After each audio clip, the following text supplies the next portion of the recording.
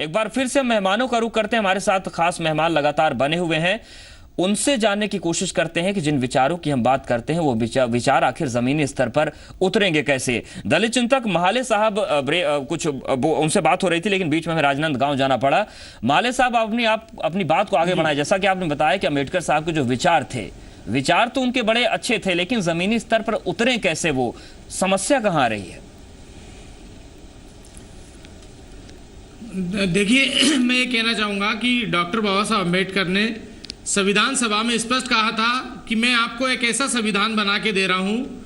जिसको चलाने वाले अगर अच्छे लोग हैं तो ये संविधान बहुत अच्छा होगा जी। और संविधान कितना ही खराब हो, अगर चलाने वाले अच्छे लोग हैं तो वो ठीक है, और कितना ही संविधान अच्छा है, चलाने वाले लोग ठीक नहीं है तो वो अच्छा नहीं है। ऐसे ही हो रहा है देश के अंदर, क्योंकि चलाने वाले लोग ठीक नहीं है, निचले स्तर तक कोई भी योजनाओं को नहीं पहुंचने देते, बीच में ही सारा उसका जो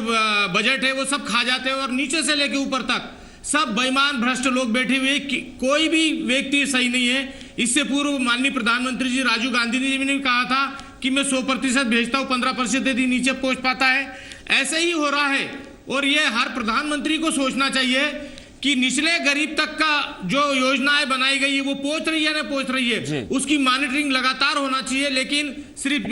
मीडिया और चैनलों के माध्यम से ही सारे नेता, प्रधानमंत्री, मंत्री और आईएएस और जो भी अधिकारी बोलते हैं, बाकी ग्रामीण स्तर, निचले स्तर पे काम हो रहा है। इसका हम जवाब डॉक्टर रामलखन सिंह जी से ले लेते हैं, बीएसपी नेता हैं। शासन डॉक्टर रामलखन जी, आपकी तो सरकार उत्तर प्रदेश में बनी, बहुमत के साथ बनी।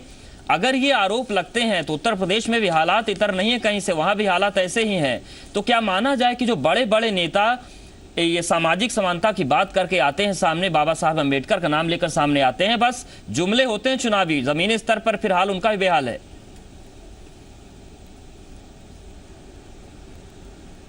नहीं, देखिए, जब उत्तर प्रदेश में बहन मायावती जी की सरकार थी तो उन्होंने दलितों के लिए बहुत सारे काम किए,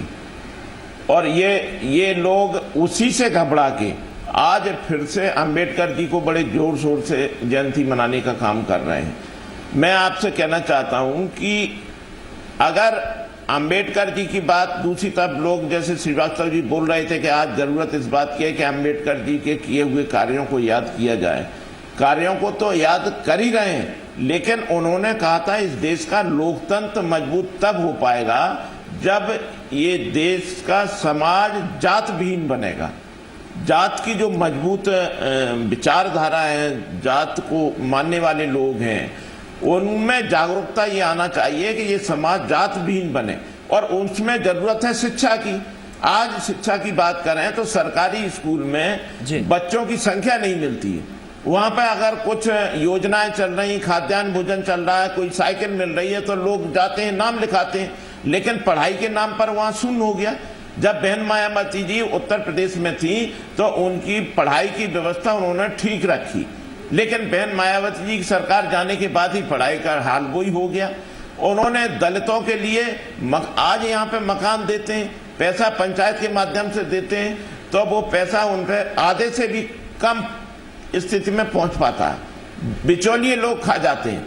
मेरा यह कहना है कि आप दलित समाज के लोगों को, गरीब लोगों को मकान बनाइए, लेकिन उसके साथ साथ शिक्षा देने के लिए मजबूत शिक्षण संस्थान बनाइए, और जिसमें दलित के बच्चों को शिक्षा दें, और शिक्षा पे अगर जोर देंगे, उनको शिक्षित करेंगे तो वो अपने आप रास्ता ढूंढ लेंगे, और समाज भी उनको। आज देख लें, समाज में भले वो दलित समाज से आया हो, लेकिन अगर पढ़ा लिखा कोई है और पढ़ लिख के उसने अपनी हैसियत से स्थिति बनाई है, तो समाज उतना उसके साथ दुर्व्यवहार नहीं करता जितना एक गरीब दलित व्यक्ति के साथ करता है। तो इसलिए जरूरत है शिक्षा की, और शिक्षा के साथ उनको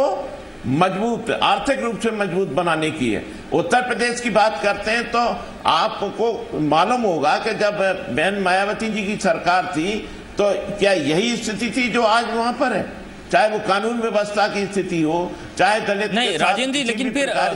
तब कोई भी किसी डॉक्टर रामलखन जी, फिर ये सवाल तो उठता है ना कि क्या जितने दिन आप सत्ता में रहेंगे उतने दिन स्थिति सही रहेंगे, उसके बाद आप एक जो दूरगामी मास्टर प्लान होता है उस पर काम नहीं कर पाते।